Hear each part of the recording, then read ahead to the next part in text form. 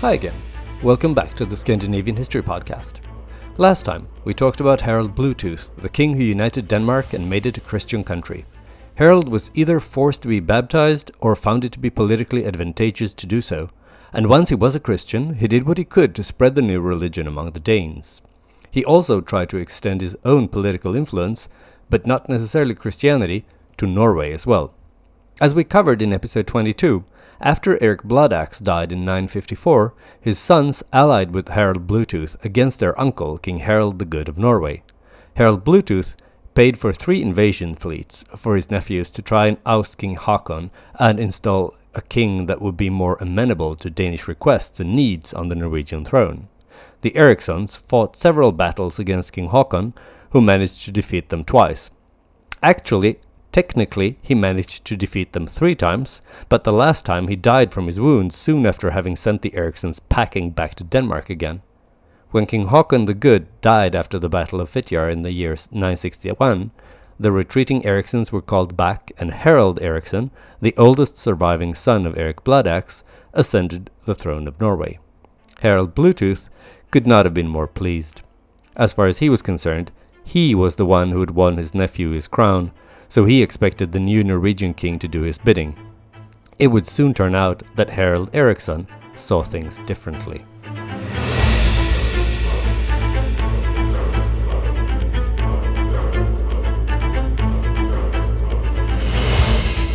Episode 24, Harald versus Harald. Just like his grandfather and namesake, Harald Fairhair, the second Harald on the Norwegian throne also had a nickname, Harald Greycloak. According to tradition, Harald acquired this nickname after an encounter with the crew of an Icelandic merchant ship, which carried a large load of vararfeldir, a type of fake fur made from sheep's wool. The Icelanders were having trouble selling their wares, so when the king asked them if they would give him one for free, they saw absolutely no reason to refuse his request. The king took the fur, which happened to be grey, and slung it over his shoulders like a cloak. People noticed, and various sycophants who wanted to flatter or curry favour with the monarch immediately started to copy him. A trend was born, and the Icelanders, who probably couldn't believe their luck, sold their entire load of previously unsellable furs in no time. Ever since then, Harald was known as Harald Greycloak. King Harald Greycloak was the oldest of the surviving Ericssons, but there had been 3 more who had been killed along the way back to Norway. 1 had died in England, and 2 in their attempts to regain their father's throne. At this point, King Harald had 4 additional surviving younger brothers as well. There was also at least 1 sister, and, as it'll turn out, that was pretty lucky for the rest of the family. According to the sagas, the sons were all handsome, tall, strong, and brave, but they were also all essentially English or Danish, having either left Norway very young or having been born abroad. When Harald and his brothers returned to Norway, it was a largely strange country to them. As I'm sure you've noticed by now, this is a bit of a common theme among the first kings of Norway. The Norwegians still hadn't developed any noticeable respect for the rules of succession, and instead, exiled members of the royal family did what they could to claw their way back to the top. The Ericssons' strangeness was accentuated by the fact that they were Christians. Since they'd grown up in England, they had been baptized and given Christian upbringings and educations, to whatever extent they were educated. This fitted the general pattern where the elites with foreign connections adopted the new religion early, whereas their countrymen back home in Scandinavia preferred the old gods. Another challenge was the fact that Harald Greycloak wasn't even supposed to ever have become king. 2 of his elder brothers, Guthrum and Gamle, had been killed fighting to oust their uncle Haakon the Good, so now it was up to the 3rd but oldest surviving son of Harald to be king. It might be worthwhile to remember that the Norwegians didn't know them either, except as invaders. They'd been pretty happy with Haakon as king. They'd even called him Haakon the Good. They hadn't harbored any burning desire to reinstate the sons of Eric Bloodaxe as kings of Norway. They had even toppled their father because he'd been such a bad ruler. Their mother, Gunhild, was not unfamiliar with Norway though. She had ruled here as queen some 20 years before, until her husband Eric Bloodaxe had been forced into exile by his younger brother Haakon. In fact, it was largely her ambition, and her brother Harald Bluetooth's money that were to thank for Harald's elevation to the Norwegian throne. Gunhild was the matriarch of the family, and she dominated it, bossing her 5 surviving sons around, including the king. History knows her as Gunhild, Mother of Kings, because not only was Harald Greycloak the king of all of Norway, but several of her remaining sons were eventually made under-kings and given regions of Norway to rule in his name. But Gunhild was definitely the power behind the throne. If she had been an influential advisor at her husband's court, Eric Bloodaxe, she was practically calling the shots at the court of her son, Harald Greycloak, for better and for worse. As king, Harald Greycloak only controlled parts of his father's and grandfather's kingdom. He had little authority outside of Western Norway, at least to begin with. Arguably, he didn't even control that bit, because he was under the thumb of his mother and the Danish king, Harald Bluetooth, who had paid for him to take the throne. In the year 961, Uncle Harald Bluetooth from Denmark even travelled to Norway and declared Harald Greycloak to be his vassal king in Norway. Greycloak can't have been particularly happy about that. It might have sweetened the deal a bit if Uncle Bluetooth at least had made him his vassal king in all of Norway. But Harald Bluetooth couldn't care less about his nephew's hurt pride. The Danish king had been in control of eastern Norway already for quite some time, because that part of the country was ruled by 2 petty kings called Gudred Björnsson and Tryggve Olafsson, who recognized Harald Bluetooth as their lord. They had been exemplary vassals, no fuss, loyal, and most importantly, they had always paid their taxes in full and on time. Harald Bluetooth saw no reason to change that arrangement just to stroke his nephew's ego. But maybe it was for the best that Harald Greycloak and his brothers didn't have too much power, because even though they had all their positive characteristics, their handsomeness, their strength, their bravery, etc., the Eriksons were also arrogant, greedy, and cheap.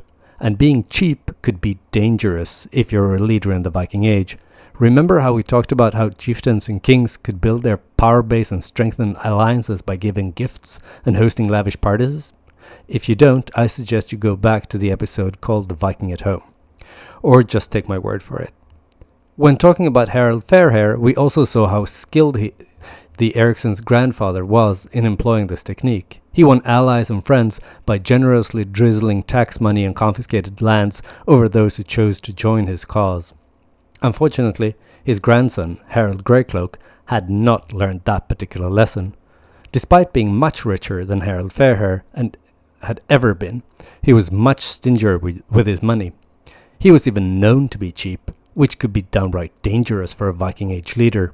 Vikings were not great supporters of fiscal responsibility. A poet once wrote a poem about how in the reign of Håkon the Good he used to wear a precious golden arm ring, but now, in Harald Greycloak's time, he had hidden it away. The implication being that otherwise the king would take it from him. When Harald Greycloak heard about this poem, he was incensed. Not only was it insulting, but it could also be dangerous. So what did he do? Well, he summoned the poet and forced him to hand over the golden arm ring. The punishment may have shut the poet up, but it did absolutely nothing to quell the rumor that the king was greedy and cheap. Another way in which Harald Greycloak alienated his subjects was his attempt to spread Christianity among them. In the western regions, where he had direct authority, he favored missionary work and worked to suppress the old religion, for instance by tearing down temples to the old gods. This did nothing to improve his standing in the eyes of the Norwegians. Despite being so ill-suited for power, or more likely because of it, Harald moved to strengthen his rule and gain control also over Trøndelag to the north, and the eastern regions of Norway as well. Some sources claim that it was his mother, the ambitious and cunning Gunhild, Mother of Kings, who was the brains behind the plan. This may be true, but it may also be yet another example of the old "the evil woman behind the throne" trope that ancient and medieval authors so like to indulge in whenever they had to describe the rule of obviously inept men. First, Harald Greycloak moved against Trøndelag. At this time, it was ruled by the powerful Jarl Sigurd Håkonsson, the guy who'd given King Håkon the Good his name, and who had then been such a loyal ally to him until he was killed by his nephews. It was not overly surprising that Jarl Sigurd was not a big fan of the new regime, consisting of the men who had killed his great friend King Håkon. Harald Greycloak knew that he wasn't strong enough to challenge Jarl Sigurd openly, so he developed a sneaky plan, or maybe his mother did. As part of that plan, Harald and his mother sailed north and took up residence not far from the border to Jarl Sigurd's Trøndelag. From there, the king sent lavish gifts to the Jarl, asking him to be his friend and let bygones be bygones. He even invited Jarl Sigurd to visit him in his present location. The Jarl graciously accepted the gifts and sent the king a warm reply with profuse thanks, but he politely declined the invitation to visit. He might have been charmed by the gifts, but he wasn't stupid. He knew that it would be foolish to reject an offer of friendship, but equally foolish to trust it. King Harald and his mother were quite disappointed when they received Sigurd's response, since they of course had been planning to kill him as soon as they could lay their hands on him. But they didn't give up just because of this one setback. Instead, they dispatched another set of gifts, this time to Jarl Sigurd's younger brother, who was also invited to visit the king. Unlike Sigurd, his younger brother did accept the invitation, and while visiting the king, he and his mother Gunhild pampered and flattered him. They treated him with all thinkable honor and respect, telling him that it was such a shame that his brother was the Jarl and not him. What a waste of talent. If he would only help them to get rid of his pesky brother, they would make him the Jarl of Trøndelag, and all the region's riches would be his. The flattering worked, as it so often does. Sigurd's brother returned home, hell-bent on delivering his brother to King Harald. Soon enough, an opportunity presented itself. Jarl Sigurd went on an expedition to the inner parts of the Trondheim fjord, and, more importantly, he went with only a small retinue. Word was immediately sent to the king, who didn't waste any time. He set out in pursuit of Jarl Sigurd at the head of a large force of warriors and 4 longships. They found the Jarl and surprised him, attacking at night, killing him. His treacherous brother was now made Jarl, and King Harald Greycloak had gained control over all of northern Norway in one fell swoop. He now had direct control over the Norwegian Atlantic coast, and more importantly, the lucrative trade route to the north. The so-called Finn tax, paid by traders in the Arctic region, had previously been paid to the Jarl in Trøndelag, but Harald Greycloak now took direct control of that revenue stream. The tax was paid in kind, mostly in skins, furs and walrus tusks. Walrus tusks were a luxury item used as an alternative to ivory and fetched a high price in Europe. Walrus skin was made into strong, durable ropes and rigging used on ships. The pristine white winter fur of various Arctic animals were both of high quality and exotic. White ermine fur would eventually be restricted exclusively for royal use, and is still today associated with royalty. Also, grey squirrel furs were rare and exclusive, fetching a high price on the European fur market. In fact, an alternative explanation to why Harald was called Greycloak is that he had a virtual monopoly on this extremely lucrative grey squirrel trade. So things started to look up for Harald Greycloak.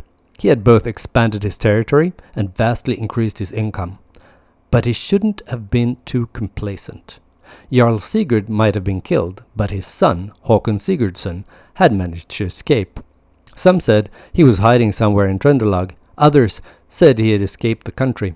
Either way, after a couple of years, he returned with a large force and avenged his father by killing his treacherous uncle and claiming the title of Jarl for himself. This was bad news for King Harald, who was basically back to square one. Years of fighting, basically a low-intensity civil war, followed until the locals in Trøndelag had enough. Chieftains forced through a negotiated settlement. Håkon received his father's jarldom, and Harald received his uncle's kingdom, and both parties accepted each other's claims. Both King Harald and Jarl Håkon realized that they weren't strong enough to win this fight, so they both accepted the deal, albeit without too much enthusiasm. But peace, a fragile peace, sure, but still peace, returned to Trøndelag, at least for the time being. But neither side had either forgiven nor forgotten.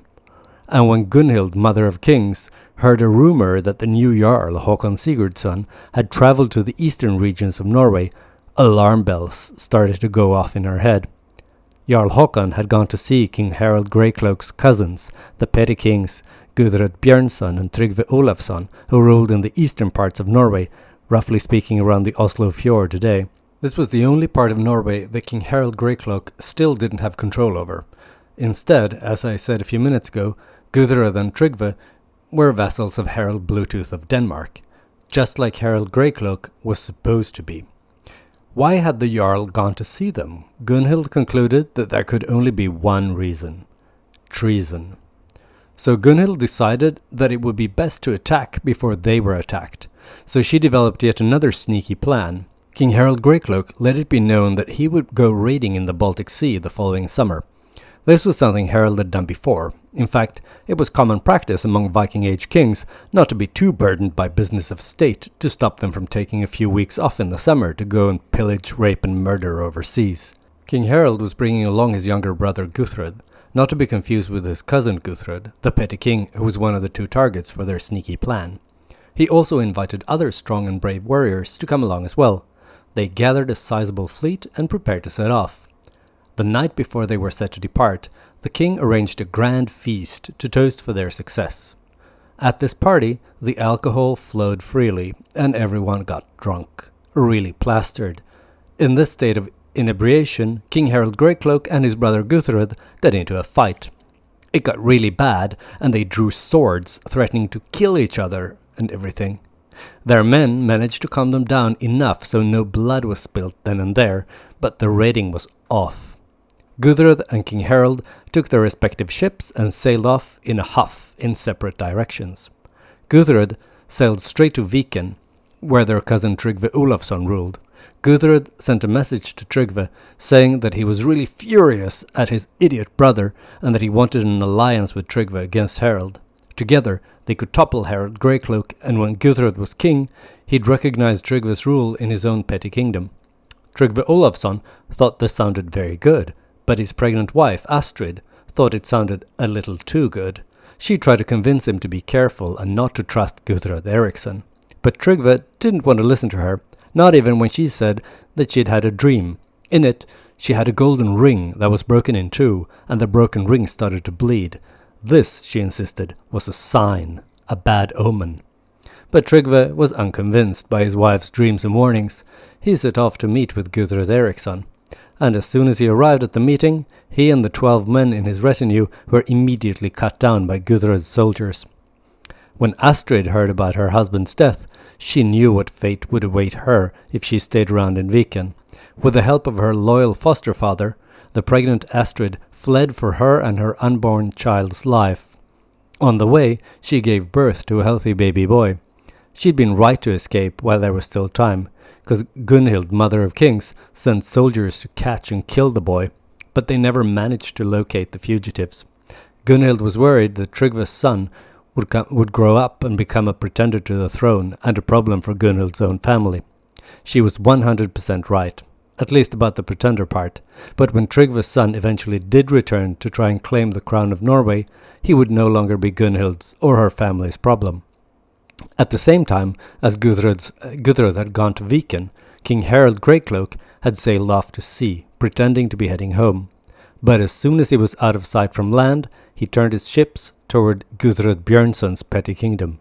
Gudrod was caught by surprise, and King Harald and his men managed to surround and kill him when he was visiting an isolated farm. After this brilliantly executed sneaky plan, with the minor exception of Astrid's successful escape together with the murdered Tryggve Olafsson's newborn son, the eastern region of Norway was now secured and under the control of Harald Greycloak for the first time. Now only one threat remained: Jarl Håkon Sigurdsson in Trøndelag. King Harald gathered his ships and his forces and set sail west. All along the coast, he gathered more ships and more men, preparing for a gigantic showdown with Jarl Håkon. But when Jarl Håkon Sigurdsson heard about the approaching fleet under King Harald Greycloak's command that was coming to kill him, he realized he didn't stand a chance. Instead, he escaped yet again. To fill the power vacuum, Harald Greycloak divided Trøndelag between two of his younger brothers, who now became petty kings under him, running the show and collecting taxes in Trøndelag. Harald Greycloak was looking forward to ruling all of Norway from now on, and even though he was grateful to his Danish uncle, he now signalled that he would rule independently from Harald Bluetooth. Harald Greycloak had all the riches of the northern trade route and no longer needed Uncle Bluetooth. To say that Harald Bluetooth wasn't particularly pleased with his nephew's actions would be an understatement. Harald Greycloak wasn't paying his taxes, and he had killed Harald Bluetooth's 2 vassal kings in eastern Norway, and all this after Harald Bluetooth had put him on the throne. Young people today, absolutely no sense of gratitude. The ungrateful Harald Greycloak needed to be taught a lesson. The Danish king didn't have to wait particularly long for a chance to remind the ungrateful Harald Greycloak who was really in charge. The ousted Jarl Håkon Sigurdsson from Trøndelag eventually found his way to Denmark and King Harald Bluetooth's court, where he was received warmly by the Danish king. Your enemy's enemy is your friend. Jarl Håkon wanted to return to Norway. He was depressed and didn't eat and drink properly. Håkon tried to convince Harald Bluetooth to help him to retake his jarldom, and that wasn't too difficult. So in the year 970, Harald Bluetooth sent word to his wayward nephew Harald Greycloak in Norway. But it wasn't an angry message asking why Harald Greycloak hadn't paid his taxes or why he had killed Bluetooth's Norwegian allies. No. Instead, Uncle Bluetooth asked Greycloak to join him in a campaign against the Franks. Harald Greycloak must have been both relieved and happy to receive this message. Relieved that Harald Bluetooth didn't seem to be upset about all the tax evasion and ally killing, and happy since Harald Greycloak also liked a good campaign. Nothing to brighten your mood like a little raiding and pillaging. So he equipped a fleet of no fewer than 600 ships, if Snorri Sturluson is to be believed, and set off to Denmark to help his uncle as an equal, king to king. I'm not entirely sure what his mother, Gunhild, who clearly was the smart one in the family, thought of this project. Why didn't she warn him? I mean, she and Harald had used pretty similar methods in the past, pretending to be friends just to come within striking distance of their rivals. So she should have been able to detect a trap straight out of her own playbook. Maybe she did warn Harald and he just ignored her. Or maybe he didn't consult with her this time. Maybe she was away somewhere. Either way, Harald Greycloak and his fleet sailed to Denmark, and when they arrived, they stumbled into an ambush in the Limfjord, where Harald Greycloak was killed. When word got back to Norway that Harald Greycloak was dead and Harald Bluetooth was taking over, the remaining Ericssons tried to muster a force to defend Norway and themselves against the invasion. But they soon realized that the Norwegians had no appetite for defending the Ericssons. During their years as rulers of Norway, they had gone from unknowns to hated. Not only were they disliked for their greed, they also had ruled the country high-handedly with no respect for the law, behaving as if they were above the law, governing mere mortals. For instance, one of the brothers, Sigurd, had gone to stay at the home of a chieftain in Hordaland. Unfortunately, the chieftain hadn't been at home, but his wife had welcomed Sigurd Eriksson, prepared a meal for him, and given him a place to stay, all in accordance with the sacred rules of hospitality. But her guest did not behave quite as exemplary.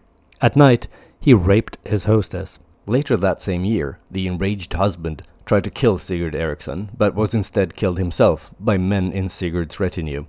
That incident didn't do much for the Ericssons' popularity. The Norwegians even blamed the Ericssons for the bad weather. During Harald Greycloak's reign, Norway experienced a few bitterly cold winters and unusually rainy summers, leading to bad harvests and hunger throughout the kingdom.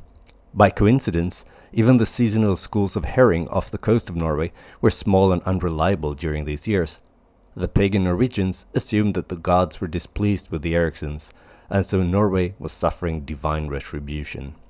Fair or not, the Ericssons were so unpopular that they realized that they didn't stand a chance of winning against Harald Bluetooth. So yet again, Gunhild had to pack up her things and leave Norway for exile abroad. She and her sons went to the Orkney Islands. There, Gunhild and Eric Bloodaxe's daughter was married to the Jarl of Orkney, so the exiled family could stay with them. Turns out the daughter was the only one who managed to hold on to her title and position in the end, and saved the family by offering them a place for a peaceful exile. This final exile of the last surviving Ericssons spelled the end of the dynasty established by Harald Fairhair. None of his direct descendants would ever again sit on the throne of Norway. But even though his children and grandchildren had mostly proven to be useless as kings, the name and prestige of Harald Fairhair remained undiminished. Future pretenders to the Norwegian throne would claim to belong to his wider family in order to boost their own legitimacy. But that's all in the future. Now, when the Ericssons were out of the picture, Harald Bluetooth was in control of his nephew's former kingdom. But he realized he couldn't rule Norway directly by himself. The distance from Denmark was too great, so he appointed the homesick Jarl Håkon Sigurdsson to be his vassal in Norway to run the place in his name. This must have been sweet revenge for Jarl Håkon. Not only had King Harald Greycloak, the man responsible for his father's death, been killed himself, but Jarl Håkon hadn't just gotten his own jarldom of Trøndelag back, but he had become the ruler of all of Norway. Technically, he was just running the place for Harald Bluetooth, but still. Not that Jarl Håkon Sigurdsson didn't think he deserved to run Norway, mind you. The Jarl had a rather high opinion of himself, even claiming that he was the direct descendant of Odin, the king of the gods, himself, albeit 27 generations back, so it was tricky for anyone to fact-check. He had also grown up in the most important family in Norway, with the possible exception of the royal family, of course. That meant that he was used to all kinds of flattering and pampering. When he was 6 months old, for instance, he got his first tooth. To celebrate this momentous occasion, he was also given his first slave. The slave was a boy named Kark, who had been born on the exact same day as Håkon himself.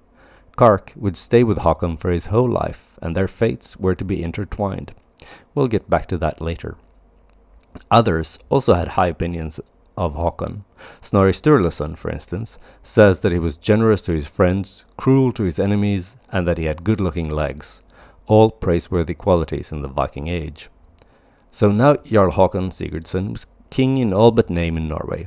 He only needed to pay taxes and provide military help to Harald Bluetooth if and when the Danish king required assistance. And as you all know, who remember the previous episode, Harald Bluetooth did require assistance because he wanted to fight the Germans. So when Harald Bluetooth went to war with the Holy Roman Emperor Otto, he called on Jarl Håkon in Norway to aid him. Håkon answered the call and went to Denmark with a large force and a mighty fleet.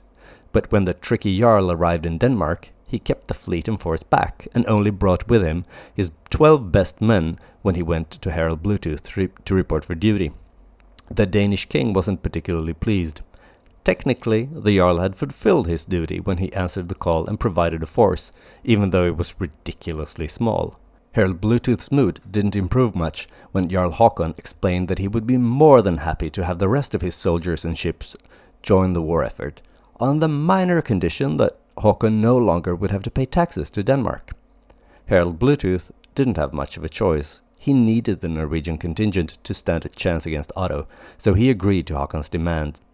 The Jarl and his mighty force were then sent to defend Danevirke, the defensive line in the south. Otto's army attacked, but failed to get past the Norwegians. After that, Håkon was very pleased with himself. He had commanded a successful military operation, he had survived, and he wouldn't have to pay taxes anymore. Not too shabby. He loaded his warriors back on his ships and prepared to sail back to Norway. Unfortunately, they had no good wind, so they were stuck in Denmark for quite some time. For such a long time, in fact, that Otto managed to gather his fleet and sail to Jutland. There he won a decisive victory against Harald Bluetooth, after which the Danish king and his family had to be baptized. You know all about this from previous episodes. But since this was the Viking Age, communications weren't all that great, so Håkon Jarl was unaware that Harald Bluetooth had been defeated by the Germans. So when King Harald sent an invitation to the Jarl to stop by and visit him on the way home to Norway, Jarl Håkon thought he would be treated to a festive victory party as a send-off from a grateful Danish king. He was in for a surprise. When the Norwegian fleet arrived, they soon learned of the defeat. But by then it was too late. Harald Bluetooth demanded that Jarl Håkon also be baptized, and that he take a bunch of missionaries with him to spread Christianity in Norway. Even though Jarl Håkon didn't have to pay taxes anymore, he still was Harald Bluetooth's vassal, so he didn't really have a choice on the matter. He had to comply, become a Christian, and make room on his ships for the missionaries. But the Jarl wasn't happy about it. Sailing home, he forced the missionaries off his ship on an island, and to blow off some steam, he ordered his ships to land in Sweden. There, he burnt them and proceeded to raid his way back home to Norway on foot.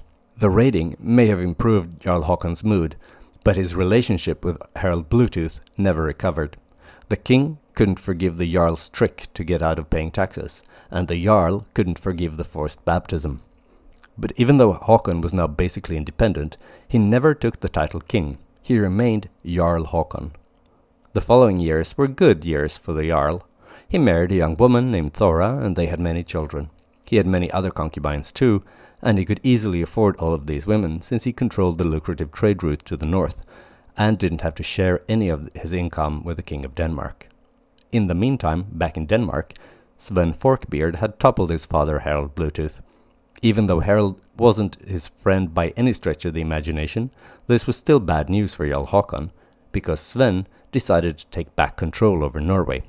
He sent a large force to Norway with the so-called Jomsvikings. The Danish attack came out of the blue, taking the Norwegians completely by surprise. The Danes killed and raided in eastern Norway around the Oslo fjord, the part of the country that had previously been under Danish control. Jarl Hakon sent messengers to all directions to chieftains to come and defend Norway against Sven Forkbeard. The two forces eventually met at a semi-legendary naval battle somewhere along the west coast of Norway at a place called Hjørungavåg. Even the Jomsviking saga, which describes the battle in some detail, gives two different locations for the battle. To begin with, the weather was great, sunny and warm, something of a rarity on the west coast of Norway, to be honest.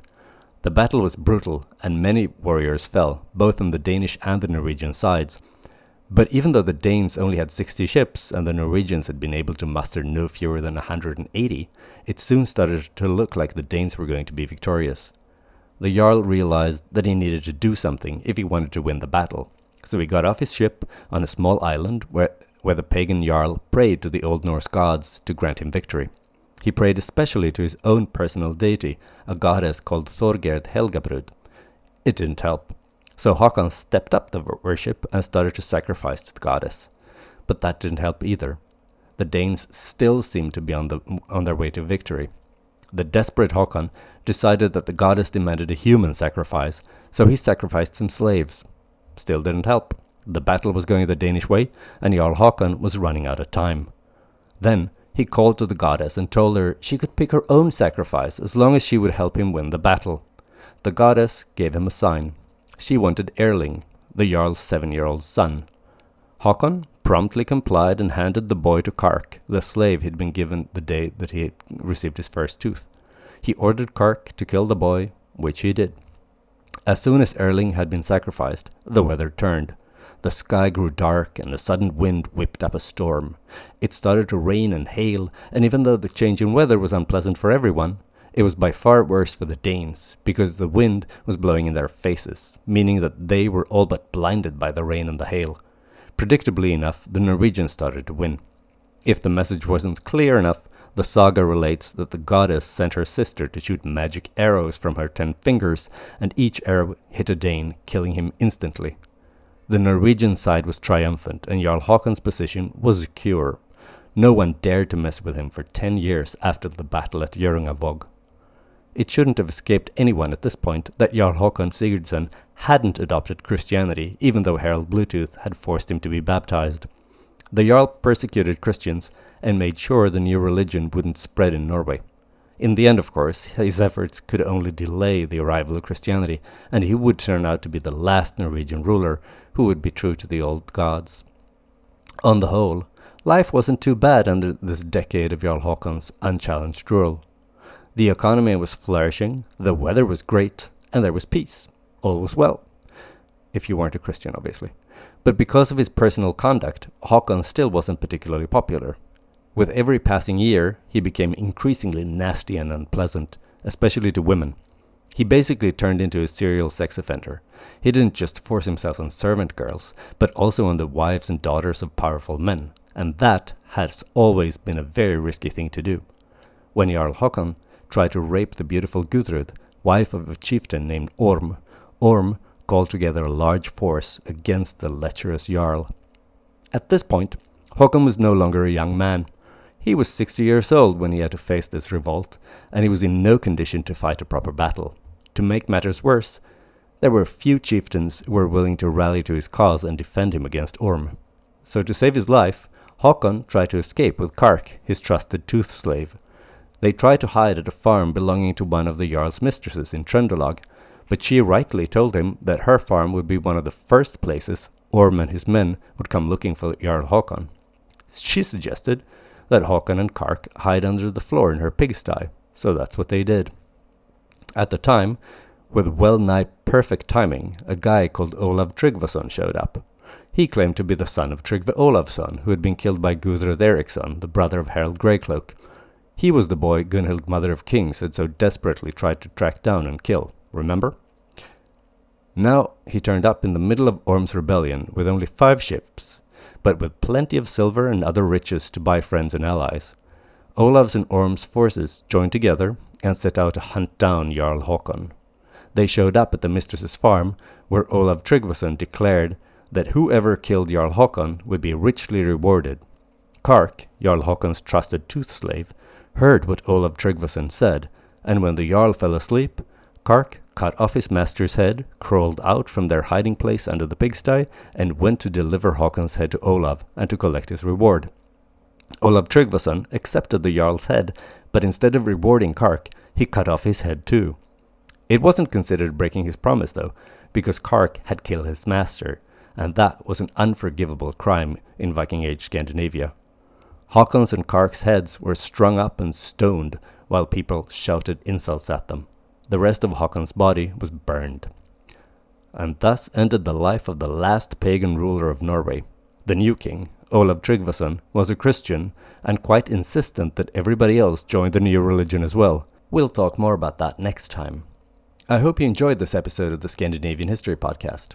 If you did, please don't hesitate to recommend it to your friends, family, and random strangers. Also, please consider leaving a favorable review on Apple Podcasts or wherever you get your podcasts. This is another excellent way to attract new listeners and to motivate me to go on producing the show. Another good way to support the show and to dig a little deeper into Old Norse mythology is to go to Amazon or Kindle and purchase my book, Viking Mythology, Thor, Odin, Loki, and the Old Norse Myths. I also recommend checking out the Scandinavian History Podcast Facebook page. If you haven't already, then please go to facebook.com/Scandinavian History Podcast. Like and follow the page if you're interested in more content related to Scandinavian history. Via the Facebook page, you can also send me questions or angry emails about things I've said or not said on the show. If you prefer Twitter, then you can follow me and send me messages at Schenkman. That's SHAINKMAN. I look forward to hearing from you.